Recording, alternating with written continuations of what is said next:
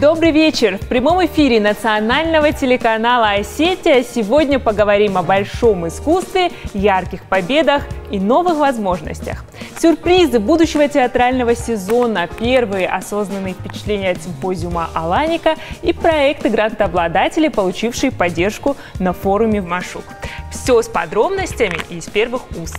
Нас ждут интересные встречи этим вечером. Присоединяйтесь!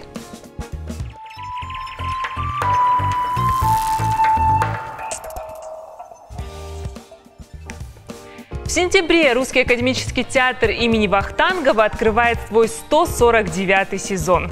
В планах на этот творческий год новое прочтение Шекспира, постановки по Чехову и Островскому. Настоящая творческая жизнь уже кипит в стенах театра. О том, что происходит на репетиционных площадках и к чему готовиться нашему зрителю, поговорим с художественным руководителем Русского академического театра Владимиром Ивановичем Уваровым. Добрый вечер, спасибо, что посетили нашу студию. Выяснили мы тут за кадром, что завтра начинается активный творческий период у театра, возвращается труппа, стартуют репетиции. Расскажите, какие первые планы? Во-первых, я вам безмерно благодарен за внимание к театру. Во-вторых, я вам благодарен за то, что вы чисто интуитивно, я не знаю как, но почувствовали. Вот завтра выходит коллектив, весь коллектив, первый день наш рабочий, а сегодня я уже об этом рассказываю. Так что спасибо вам большое. Получилось. Про что начинать? К чему готовитесь? Что в первую очередь у вас? В первую очередь завтра уже приезжает режиссер из Москвы. Зовут ее Ольга Левковская. Достаточно серьезный режиссер, потому что очень серьезная тема и трепетная, такая для меня, для всех, я думаю, нормальных людей. Она святая. Мы к 75-летию Победы мы хотим поставить «А зори здесь тихие». Это великое произведение, любимое всеми. Очень серьезно мы относимся к этой постановке. Настолько серьезно, что у нас даже оружие будет не бутафорское. Мы заказали, в Испании сделали автоматы, немецкие шмайсеры, ППШ настоящие. Оно, конечно, не стреляет. Винтовки Мосина настоящие. Опять же не стреляют, но они сделаны один к одному. Такое коллекционное оружие. Интригуете, прям профессионально сейчас наших зрителей. В начале сентября приезжают к вам коллеги из Калининграда, Калининградский областной драматический театр, предоставляете вы им площадку, случится такой культурный обмен, вы потом поедете с ответным визитом. Расскажите про этот проект. Вы знаете, он существует уже несколько лет, он называется «Большие гастроли».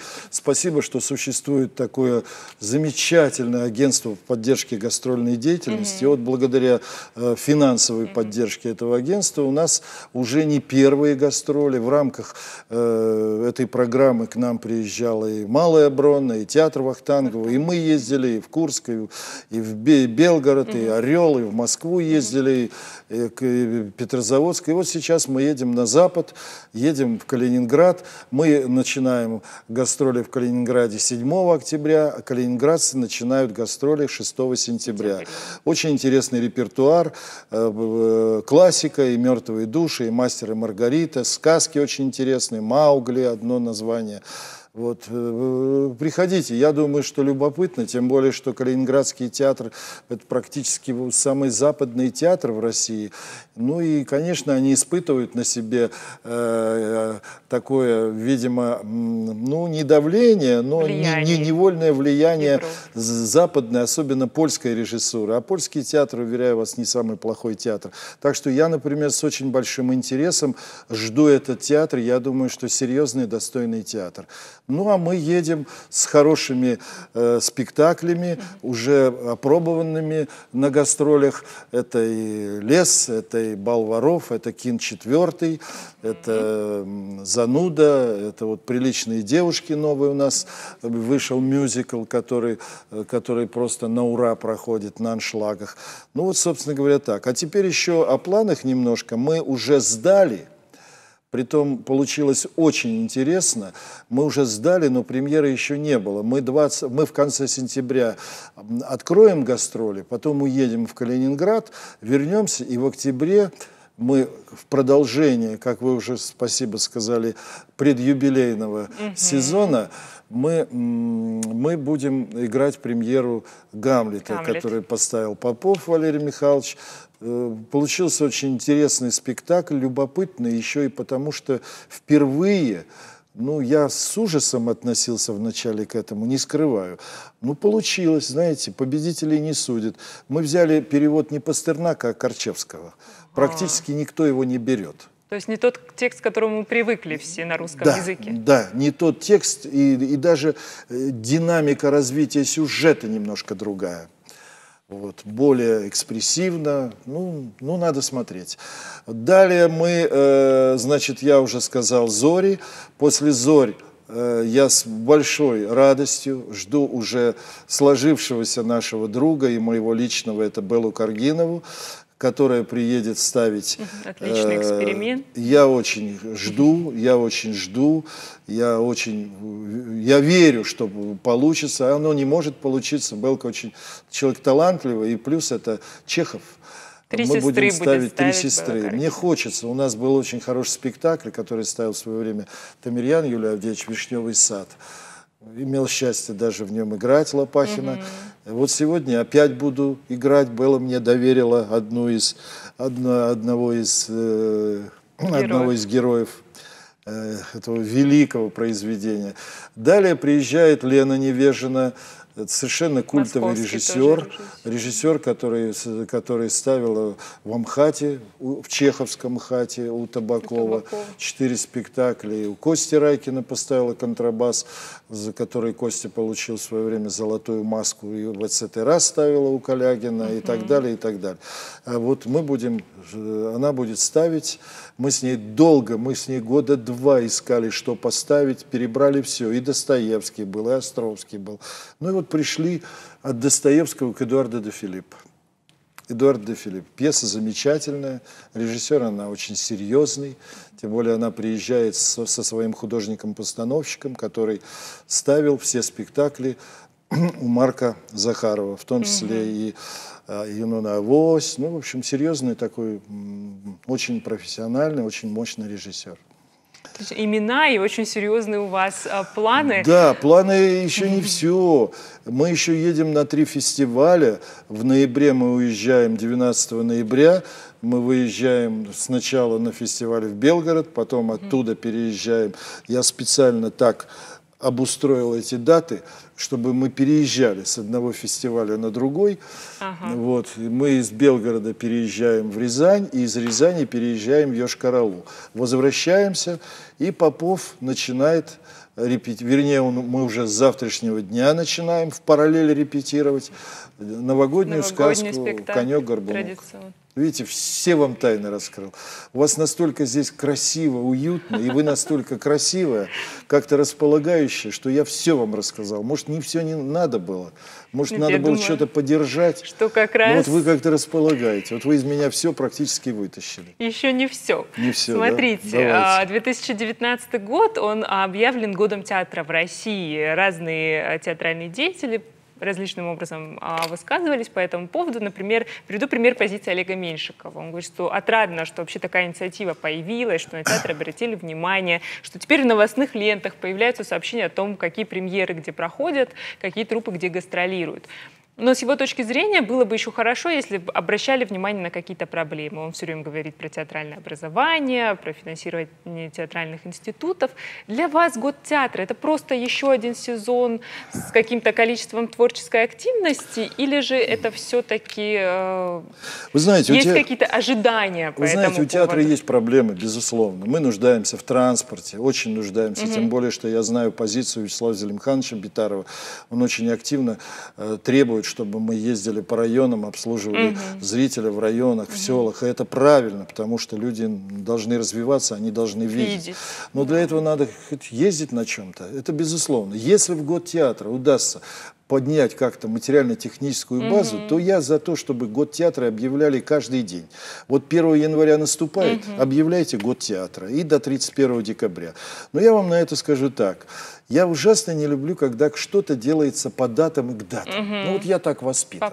Когда мне говорят, вот юбилей будет Достоевского, а вы ничего не хотите поставить? А вы не хотите поставить к юбилею Горького? Или там Чехова, или там, я не знаю. Я говорю, нет, к юбилеям мы не ставим. Я вам так скажу, нельзя заниматься благотворительностью завтра. Или, как говорят греки, нельзя спать на вчерашней благотворительности. То есть это должно быть каждый год.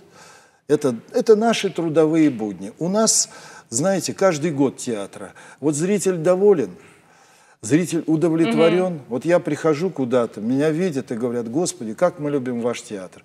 И я говорю, слава тебе, Господи, вот для меня год театра. Конечно, у нас впереди 150-летие. Безусловно, это очень серьезная дата. Вы сами сказали накануне, вы сами эту тему затронули. Мне очень приятно то, что Вячеслав Зелимханович обратил внимание и сказал, надо к этой дате серьезно готовиться. Очень серьезно, потому что, ну, следующие 150 лет это будет уже 300. У меня такое ощущение, что к 300-летию театра я уже вряд ли сумею организовывать эту дату юбилейную. Ну, мне так кажется. Вот. Поэтому надо, чтобы это был серьезный уровень с приглашением очень мощных людей театра. Тем более многие из них знают наш театр, любят наш театр. Я со многими лично дружу. И тот же Урин, директор Большого театра, и Калягин Сан Саныч, председатель СТД, и так далее. Это, я говорю, мир театра. Соломин Юрий Мефодьевич, с которым мы тоже. Ну и, конечно же, наш побратим театр Вахтангова, это Крок, это Туминос, это наши просто родные, тем более Кирилл Игоревич пригласил нас в 2021 году, будет 150-летие, обменяться гастролями. Вахтанговский снова приедет к нам, а мы поедем на гастроли в Москву. Ну, это было потрясающее событие 2 года назад. И будет, поэтому... в 2021 году будет. Мы будем об этом тоже Кирилл Игоревич заявил в присутствии главы.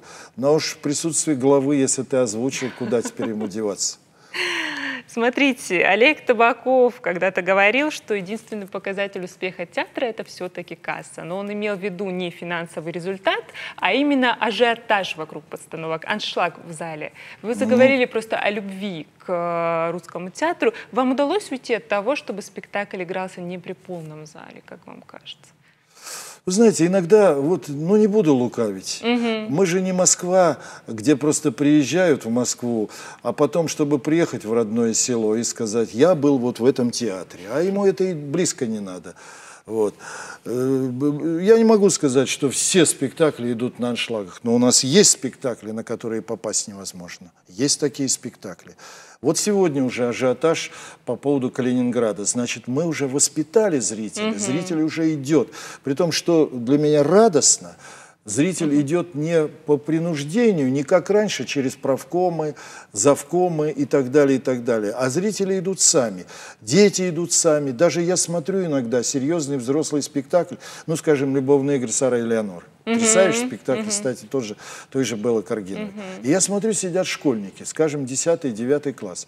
Я в ужасе подхожу и кричу на своих администраторов, почему дети сидят в зале на этой теме. Они говорят, они сами купили билеты. Молодежь ходит, это очень отрадно. А вообще, вот знаете, Товстоногов, он нескрываемо. Он, когда шел спектакль БДТ, он смотрел даже не столько на актеров, сколько на зрителей. Как ведет себя на зрителей, как зрители реагируют. И если что-то его не удовлетворяло, он начинал переделывать, он думал.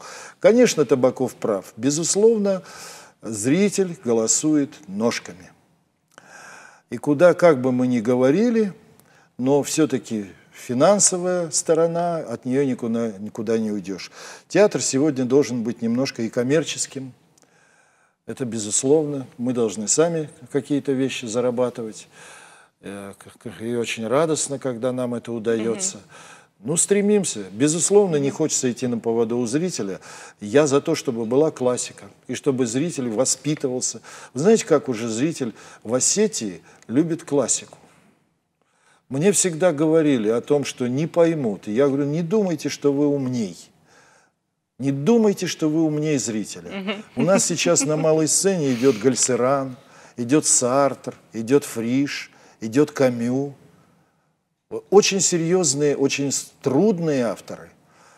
И в таком восторге зритель, ну, там другая атмосфера существования. Да, это правда. Вообще малая сцена вот в прошлом сезоне взорвала просто зрительскую аудиторию, потому что там было много очень интересных экспериментов. Я еще хочу вас спросить, у нас, к сожалению, ограничено время общения в прямом эфире. Вы заговорили о том, кто больше правит балом в театре, зритель или те, кто создают постановки. Вот на ваш взгляд, театр — это больше те, кто выходят на сцену, или те, кто остаются за кулисами, или те, кто сидят в зрительном зале все-таки? Ну, вы знаете, ну, между зрителем и актерами, ну, такие уже, говорю, банальные вещи. Должна быть вольтова дуга. Она должна пробежать от актера в зрительный зал и от зрительного зала к актерам. Оно должно быть в связке. Потому что если ты играешь для себя, ну, нам нравится, а зритель сидит равнодушным. Ну, что это такое? А то, что театр — это коллективное творчество, это безусловно, потому что театр состоит не только из артистов, которые выходят на сцену. Это цеха наши замечательные. Команда, мы с этого начали. Не было бы успеха театра, если бы не было у наших замечательных костюмов. У нас великолепный пошивочный цех. Мы когда приехали на фестиваль в Малый театр, Соломин Юрий Мефодьевич мне говорит: Владимир Иванович, а где вы шили? Василису Мелентьеву мы привозили. А где вы шили костюмы? Замечательные костюмы. В мастерских Большого театра? Я говорю, да, в мастерских Большого нашего театра из города Владикавказа. Он говорит, да я вам не верю. Я говорю, ну я вам серьезно говорю. Вот так. Так что это все, как говорится, знаете, тут нельзя одно из другого вытащить. Театр не может быть только для себя, он должен быть в конечном итоге для зрителя. Кстати, зритель у нас уникальный совершенно. Вот кто не приезжает, все уезжают. Вот была Малая Бронная.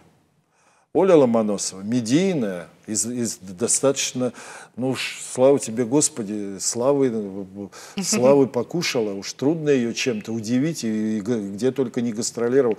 Она уезжала, она плакала, она была в восторге от Владикавказа, от владикавказцев, от театра нашего, от атмосферы в нашем театре. Мы умеем принимать, вот чего не отнимешь. Мы умеем принимать здесь и понимать. И умеем принимать в Москве. Отлично.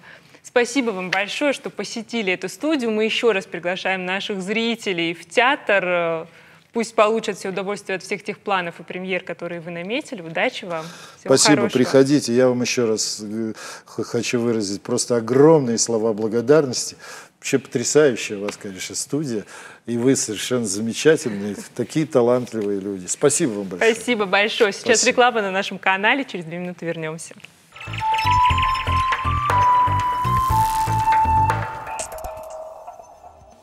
10-й молодежный форум «Машук» проходит в эти дни в Ставропольском крае. И все эти годы ребята из Осетии – постоянные активные участники любого из потоков и направлений работы этой летней площадки.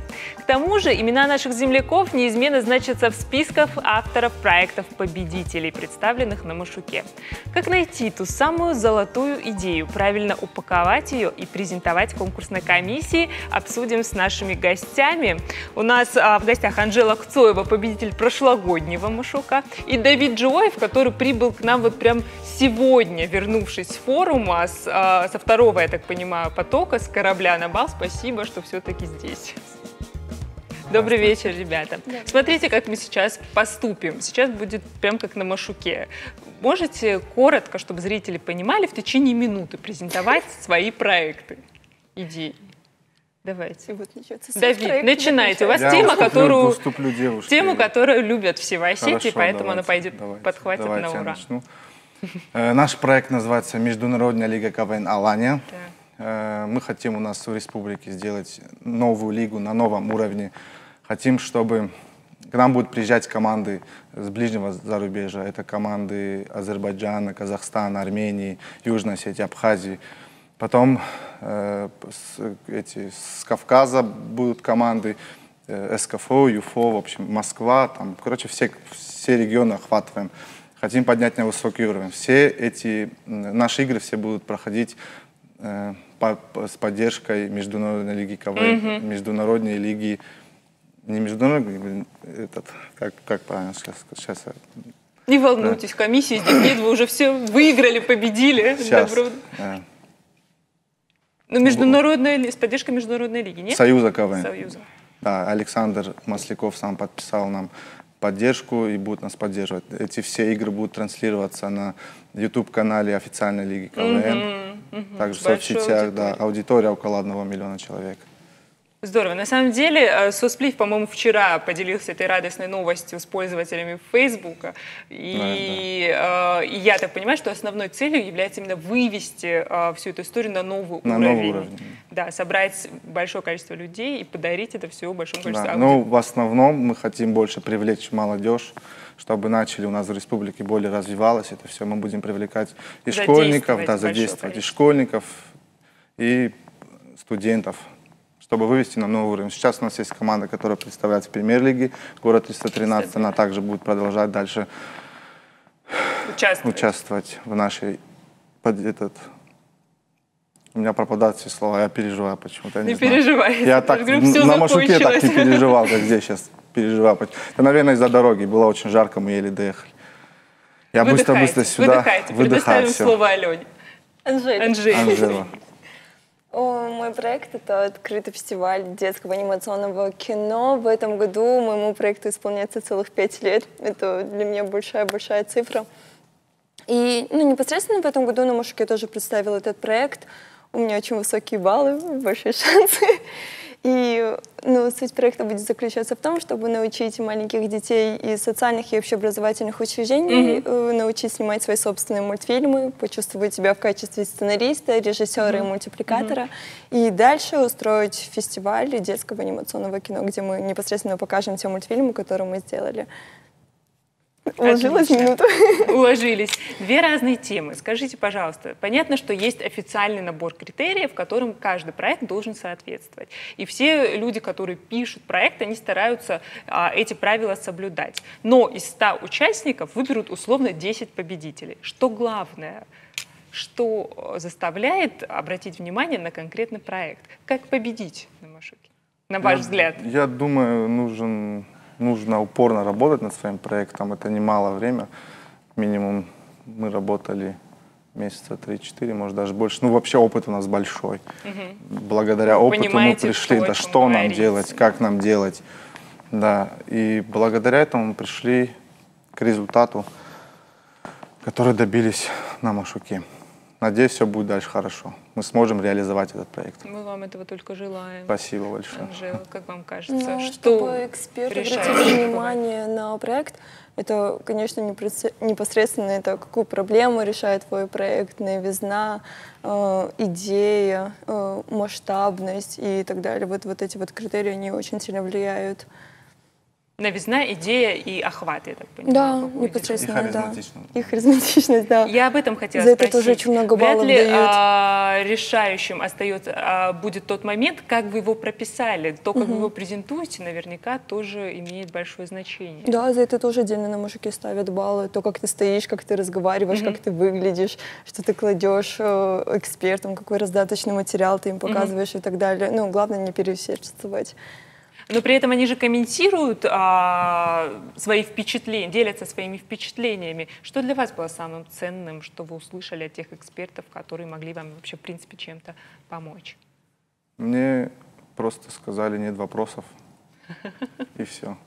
У меня еще оставалось время после защиты. Я говорю, есть время, я могу станцевать еще, хотите? Да, я не сказал, нет вопросов. Что вы почувствовали в этот момент, когда вам сказали, нет, к вам нет никаких вопросов? Я сказал, подумал, что все хорошо, да. Как вы защищались, помните? Конечно. Какие были впечатления, комментарии? Если у экспертов нет вопросов, значит все очень хорошо, или наоборот, все очень-очень плохо. В данном случае было все хорошо, и таковых вопросов не было.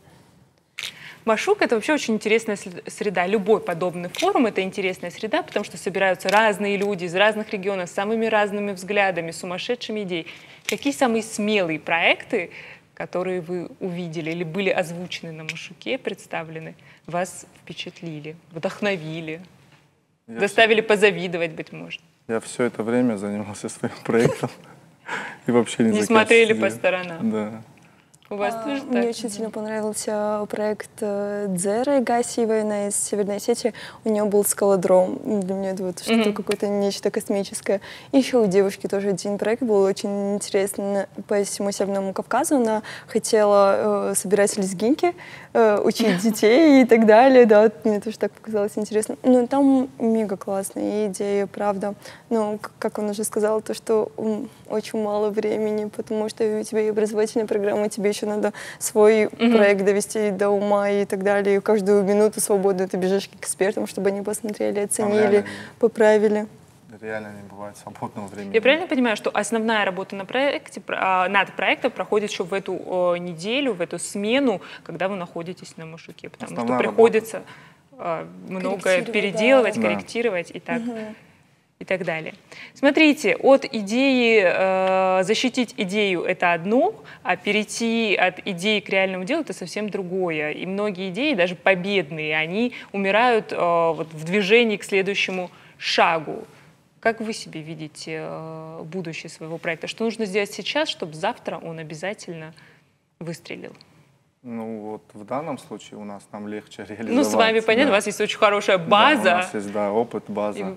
Нам легче реализовать, потому что мы уже проводим. У нас проводится здесь одна официальная лига КВН, тоже Алания, студенческая лига, школьная лига. Мы еще поддерживаем разные кубки в разных вузах. Есть прочные связи КВН и в республике, и за ее пределами. Надо просто организовать этот процесс, и чтобы не мешали. Да. Ну, вы как работаете над реализацией? Да, допустим, для меня, когда я первый раз выиграла грант и так далее, мне очень сильно не хватило, и до сих пор я была бы очень рада, если бы тех ребят, которые выигрывают грант, были свои какие-то менторы. Кураторы, вы да, кураторы, менторы, которые поддерживают, которые контролируют, которые помогают выходить, потому что реально на тебя валится сумма, и по факту как бы в реализации совсем другое оказывается. Но так как мне 5 лет, в этом году, правда, я буду много раз это говорить, потому что это реально гордость. Ну, конечно же, ты все подводные камни уже знаешь, все проблемы, которые есть, ты с ними уже сталкиваешься, и уже легче, уже более-менее натоптана дорожка. Смотрите, вы говорите о том, что не первый раз защищаетесь. А я не знаю, Давид, вы первый раз были в качестве Я первый раз этой роли? Я вообще был на форуме такого рода первый раз. Не скажу, что мне очень понравилось, но было интересно. Было интересно. Дело в том, что, как правило, те, кто попадают на подобные форумы, их очень много, они в разных регионах сегодня проводятся, они потом возвращаются снова и снова. Вот эта история с написанием проекта, его презентации и защиты, она как такой наркотиком становится, который в определенный момент нужно получить. С чем это связано? Вот, Анжела, вы уже возвращались, как вам кажется? Ну, потому что уже хочется больше, да, вот те результаты, которые ты достигла, тот рост, который у тебя получился, ну, это невозможно остановиться, хочется еще расти и в профессиональном, и в личностном таком вот уровне, и поэтому какие-то новые идеи, фишки, постоянно что-то новое рождается, и хочется быстрее написать это и показать в проекте. Ну да, расти можно по-разному, но почему-то выбирают снова путь вот этого написания проекта, получения гранта и дальнейшего развития. Потом снова возвращаются за грантом и развиваются. Почему это? Потому что он просто понятен, этот механизм. Ты уже к второму своему подходу понимаешь, как с этим работать. Ну вот, допустим, если я правильно поняла вопрос, то знаете, какой есть момент, тоже буду говорить от своего проекта. Конечно, были такие моменты, когда ты, ну, у тебя нету гранта, да, как бы реализовать все равно надо, чтобы фестиваль был ежегодный. И тогда вот приходится днями, ночами искать спонсоров, всем писать и так далее, с миру по ниточке писать всем друзьям, перекинь 100 рублей на пластилин и так далее. И вот это очень сильно экономит энергию, твои силы, нервы, потому что все собраны там на одной площадке. Да, получается как-то так. Это такой самый-самый легкий такой способ. Вы были первый раз, сказали, что не можете похвастаться тем, что вам очень понравилось, Давид. А что вам не понравилось? Что вас смутило? Честно. Провокационные вопросы. Не знаю, как-то. Не, мне понравилось. В целом было интересно, как бы новые люди, новое общение. Это все это интересно. Но мы поехали-то защищать проект, а там очень много разных... Вокруг активностей. Да, активностей, которые отвлекают от твоего проекта. Ты не можешь погрузиться в него до конца. Да, есть такой момент. Да, погрузиться в него до конца и доработать. Там реально не бывает времени. Мы сидели по ночам, что-то дописывали, там уже загоняют в палатки эти, там сидишь, свет выключить, и там ничего невозможно было делать реально. А тебе нужно сделать это по-любому. Не хватало вам да, рабочей атмосферы и условий. Каким главным уроком с Машука вы можете поделиться с подобного рода мероприятий? Это же такая хорошая школа. Что для вас было главным уроком там? Давай тогда я пока отвечу. Давай, отвечай, я еще. Допустим, так как я не первый год уже на Машуке, очень сильная была образовательная программа. Я прям безумно благодарна. В этом году? Да, в этом году мне прям очень сильно понравилось. И тот тренер, к которому я попала, мы с ней расписывали программу свою на 10 лет, да, вот в плане всего. И такая ясная картина открывается, какие задачи и так далее. Вот, ну, как расти. Да, как расти и так далее. Мне кажется, это прям наимощнейший просто инструмент. Да, вот просто вот эти вот 7 дней ты просто пишешь то, кем ты будешь через 10 лет. И видишь, это ясно. Я с ней согласен. Я тоже самое хотел Помощь сказать. экспертов. Да, я... Самый лучший урок в общении. Спасибо вам большое, вам ребят. спасибо, я что желаю, пригласили. чтобы все случилось, получилось. Успехов вам дальнейших и самых победоносных идей. Надеюсь, мы к вам придем еще раз после реализации наших проектов. Обязательно пригласим. Сейчас время главных новостей из глобальной паутины. Обзор самых популярных новостей из социальных сетей от нашего постоянного корреспондента Валерии Гресевой. Посмотрим и вернемся в студию. Очередная перезагрузка. Американская кинокомпания Warner Bros. Подтвердила создание продолжения культового фильма «Матрица», сообщает портал Variety. Режиссером и сценаристом «Матрицы 4» станет Лана Вачовски, а Киану Ривз и Кэрри Энн Мосс сыграют Нео и Тринити. Многие идеи, которые я и моя сестра сформулировали около 20 лет назад относительно нашей реальности, сейчас даже еще более актуальны. Я очень счастлива вернуть главных героев обратно на экран и благодарна за шанс вновь поработать с моими талантливыми друзьями. Помимо госпожи Вачовски над сценарием также будут работать писатели Александр Хэммон, автор романа «Проект Лазарь», и Дэвид Митчелл, известный своим бестселлером «Облачный атлас». По информации источников издания, съемки картины намечены на середину 2020 года. Детали сценария остаются пока неизвестны. Напомним, 3 предыдущих фильма «Матрица», «Матрица. Перезагрузка» и «Матрица. Революция» собрали в мировом прокате около 1 миллиарда 600 миллионов долларов и получили сразу несколько премий «Оскар». Русские не сдаются. Новой голливудской жертвой атаки русскоязычных пользователей Instagram стал популярный актер Сильвестр Сталлоне. Организовал такую инста-акцию юморист Гарик Харламов. Он призвал 6 миллионов поклонников перейти на страницу микроблога актера Сильвестра Сталлоне и написать в комментариях фразу из фильма «Терминатор» «Мне нужна твоя одежда и мотоцикл». При этом последней публикацией на странице Сталлоне на тот момент был трейлер к новой части серии кинофильмов «Рэмбо», первая лента которой вышла практически одновременно с первым фильмом из серии «Терминатор». Такое предложение понравилось пользователям, и они стали сотнями оставлять комментарии на странице Сталлоне. Правда, одной цитатой из фильма юзеры не ограничились. Под трейлером стали появляться объявления о продаже гаражей, а также советы по покупке шаурмы. Сам Сталлоне никоим образом не отреагировал на появление десятка тысяч сообщений на кириллице. Однако пользователи утверждают, что комментарии к публикациям актера подверглись чистке. Харламов решил не останавливаться на атаке аккаунта Сталлоне и призвал подписчиков переключиться на аккаунт Арнольда Шварценеггера и написать ему в комментариях под последним постом «Никогда не забывай о том, кто ты, Симба». Напомним, в прошлом месяце русскоязычные пользователи атаковали аккаунт Леди Гаги в качестве поддержки русской модели Ирины Шейк, якобы расставшейся по вине Гаги со своим гражданским мужем, актером Брэдли Купером. Штурм Зоны 51 не за горами. Социальная сеть Facebook, которая не так давно удалила группу, посвященную скорому штурму Зоны 51, пошла на неожиданный шаг, разблокировала ее. Представители сервиса пролили свет на настоящие причины столь интригующих событий. Такое расположение вещей заставило общественность обсуждать тему знаменитой базы ВВС США вдвойне интенсивнее.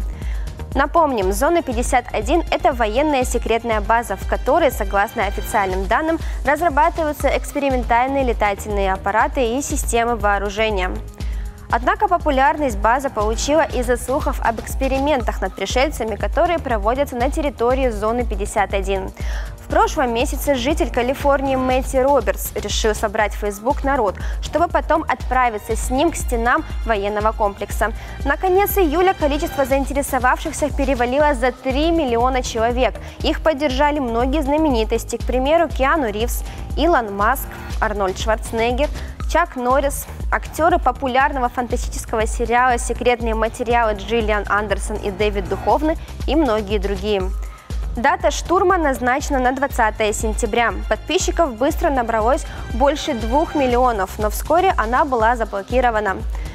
Однако многие уверены, что теперь Робертс и сам не рад тому, что к его творению открыли доступ. Дело в том, что молодой человек, как заметили журналисты и просто пользователи сети, всячески пытался увильнуть от осуществления своей затеи. Сперва парень начал намекать на то, что он просто пошутил, а потом прямо заявил, что боится ФБР. Кроме всего прочего, известные исследователи, изучающие вопросы НЛО, попытались остановить пользователей Facebook, заявив, что штурм базы не приведет ни к чему хорошему. Как отметили уфологи, народ никогда не сможет пробраться туда, где много вооруженной охраны, которая просто начнет стрелять в нарушителей. А кто-то из псевдонаучных мыслителей и вовсе сказал, что в Зоне 51 нет ни пришельцев, ни летающих тарелок. Чистота – залог здоровья. Загрязнение воздуха может быть одной из причин развития таких распространенных психических заболеваний, как большое депрессивное расстройство и биполярное расстройство. Статья с таким выводом появилась на страницах издания PLOS Biology. Исследование, благодаря которому ученые обнаружили корреляцию между частотой психических расстройств и уровнем загрязненности воздуха, проводилось на более чем обширных выборах данных. Это, в частности, информация о состоянии здоровья 151 миллиона жителей США, а также аналогичные данные около 1,5 миллиона жителей Дании. В итоге выяснилось, что у жителей самых загрязненных районов США на 27% выше риск развития биполярного расстройства и на 6% выше риск депрессии. Кроме того, ученые обнаружили зависимость между экологической обстановкой и частотой неврологических болезней. Данные изданий показали, что здесь корреляция между частотой воздуха и психическими расстройствами фиксируется даже более четко, чем в США. В районах с загрязненным воздухом гораздо чаще диагностируются не только депрессия и биполярное расстройство, но и шизофрения и серьезные расстройства личности. «Оглянись в будущее» – так звучит основной слоган международного симпозиума «Аланика», который в эти дни проходит в республике. Взгляд на традиции и историю через призму новых инструментов и технологий поиска и создания предметов искусства. Как это работает? Попробуем разобраться вместе с нашими гостями. Сегодня группу организаторов симпозиума у нас представляет Мария Федорович. Филатова, извините, да. Мария Филатова, здорово.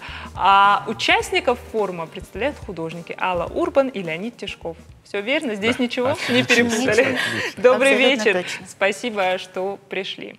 Аланика вернулась спустя год. В прошлом году симпозиум не проводился. В этом году она вернулась в Северную Осетию. Он проходит под слоганом, который мы уже озвучили, «Оглянись в будущее». На ваш взгляд, вы сегодня на таком экваторе насыщенной программы симпозиума. Как живет эта идея соединения традиций с новым искусством, с новыми инструментами искусства? Как живет? Да. Очень как получается активно. Просто, можно сказать, бурлит просто. Но мы же живем в традиции. Мы не можем жить вне того, что делали наши предки, и мы стоим на плечах гигантов. Все художники, и музыканты, и вся культура. Она — это единый луч такой, который идет из прошлого. На анализе прошлого. Да, и поэтому вот эта тема, она, мне кажется, очень плодотворна. Особенно современное искусство, оно испытывает некий кризис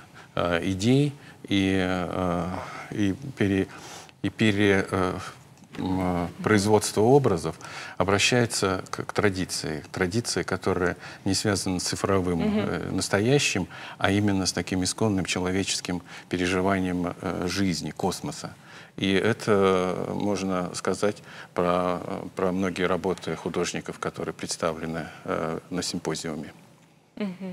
Есть что добавить, девушки? Как вы чувствуете эту тему соединения истории, традиций и современного искусства?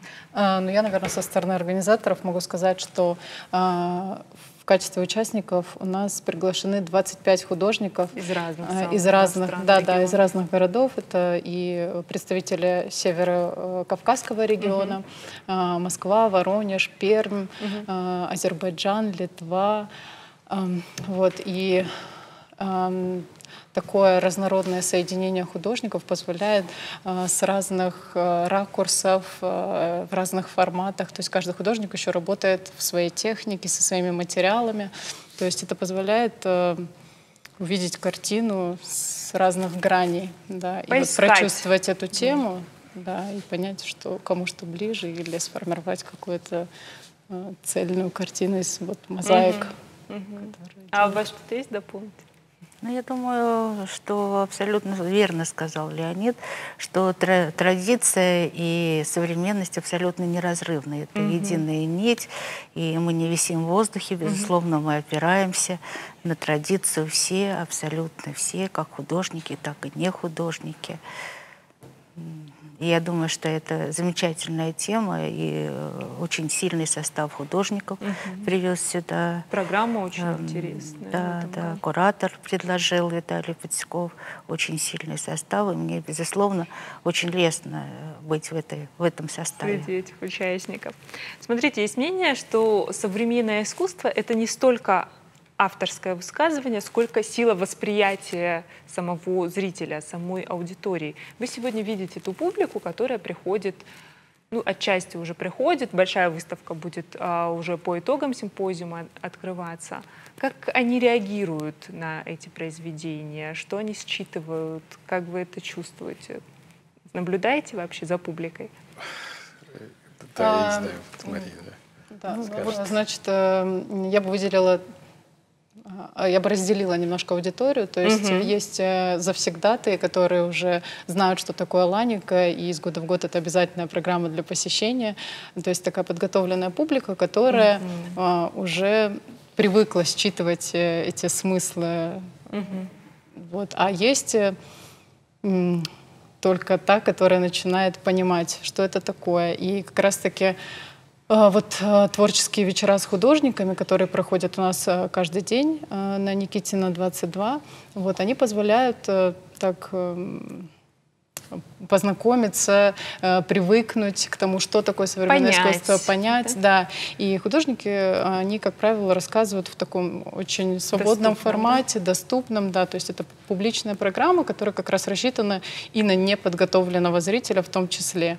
Вот. И это такая возможность прикоснуться к этой сфере, и получить легкий ликбез, для того, чтобы по-другому уже посмотреть на это все. Сегодня Аланика проходит в Северной Осетии. Я хочу вас спросить, среда проведения подобных симпозиумов, она как-то влияет на содержание, на наполнение программы? Да, конечно, влияет. Для меня важный контекст того, где это все происходит. И я даже сделал работу, посвященную Костахе Тагурову. И она вся проникнута именно ощущением того места и космоса этого, где жил Костах Тагуров, где творил, и какой он был удивительный поэт и художник. И, кстати, я не думал о том, что как раз будет юбилей достаточно большой, 160 лет будет ему, 15 октября этого года. И как-то так удачно совпало. Для меня это просто действительно, мне кажется, что это как-то сам Костак где-то поманил и сказал: вот ты, Леонид, сделай, пожалуйста, эту работу. И здесь я уже третий раз здесь, потому что у меня в залах Государственного Государственного центра современного искусства на Никитина была выставка персональная. И я хорошо знаю публику, которой это интересно, потому что именно Центр современного искусства — это практически, мне кажется, это единственное место, где концентрируются новые тенденции в искусстве, да и вообще в культуре, потому что сейчас там открылось новое пространство «Антресоль», где проходят и небольшие спектакли, студии, встречи, концерты. И это все просто, я считаю, требует не только какого-то внимания людей, но и требует вообще поддержки такой определенной. Поэтому мы едем сюда со всей России и со всего мира тоже, потому что есть и иностранцы тоже, которым интересно и сам регион, и сама Северная Осетия, и Кавказ, и просто те люди, которые здесь это вот являются катализаторами этих процессов в современном искусстве.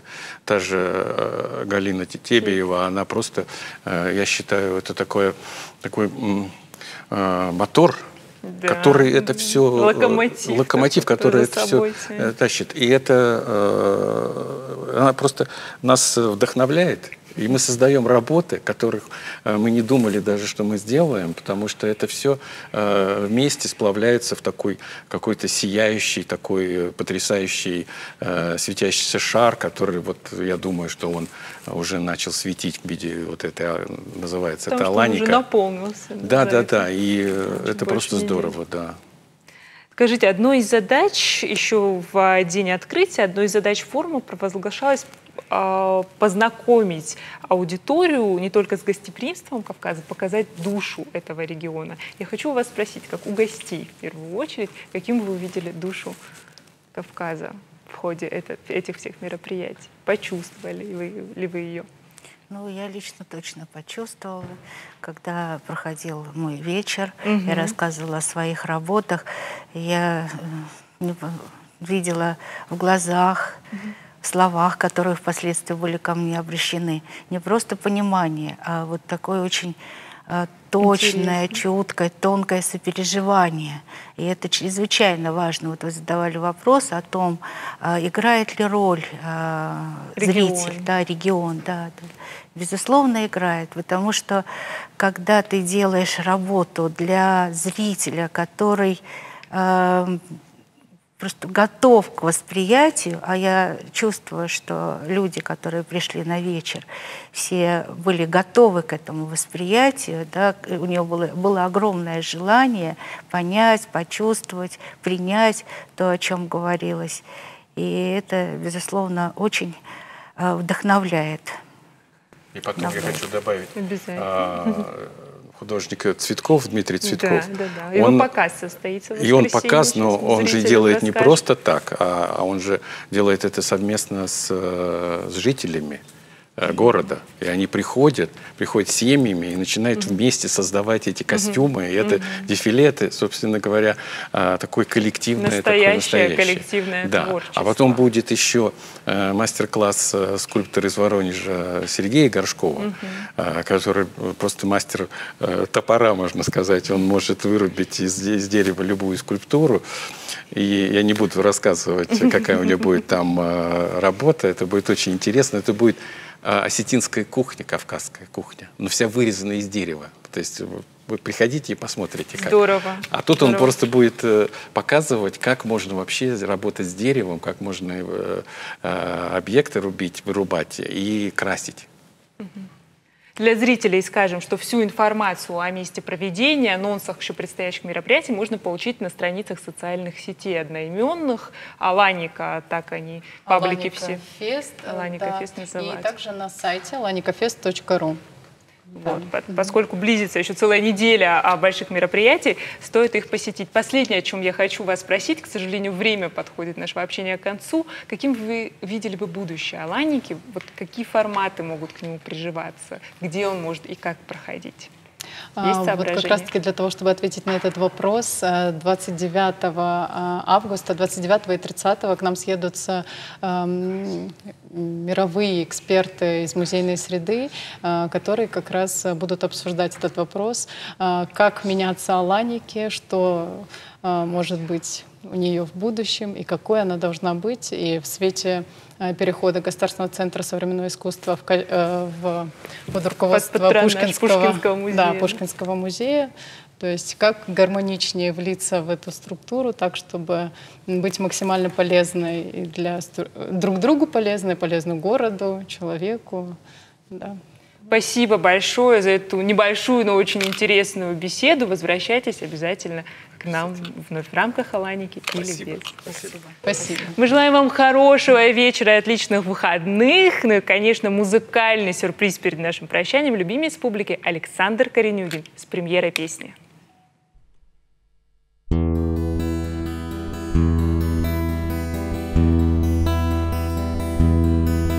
Я построю дом из стихов своих, соберу друзей, близких и родных.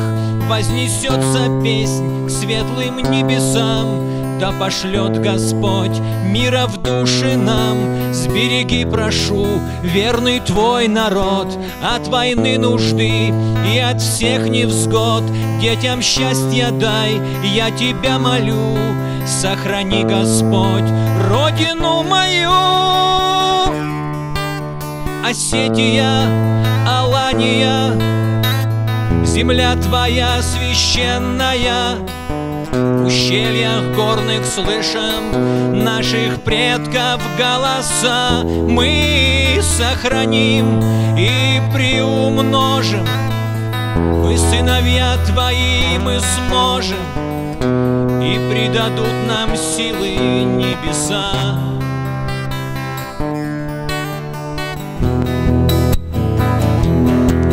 Глубины веков наших старших зов, кровь от крови плоть я принять готов. В благодатный миг осетинский флаг гордо подниму.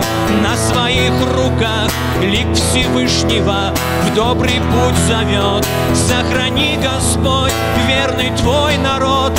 Север с югом нас ты объедини и продли в веках или что над ним. Осетия, Алания, земля твоя священная. В ущельях горных слышим наших предков голоса. Мы сохраним и приумножим. Мы сыновья твои, мы сможем, и придадут нам силы небеса. Мы сохраним и приумножим.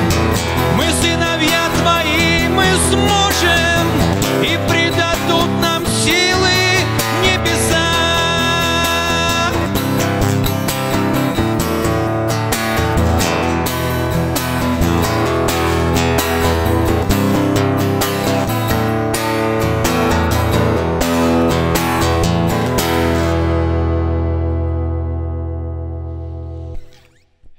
Я был, являюсь и навсегда останусь патриотом Осетии и патриотом России.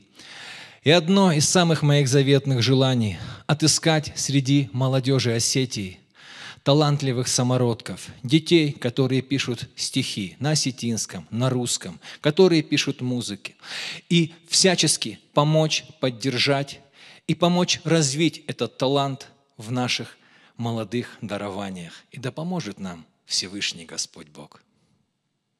Спасибо.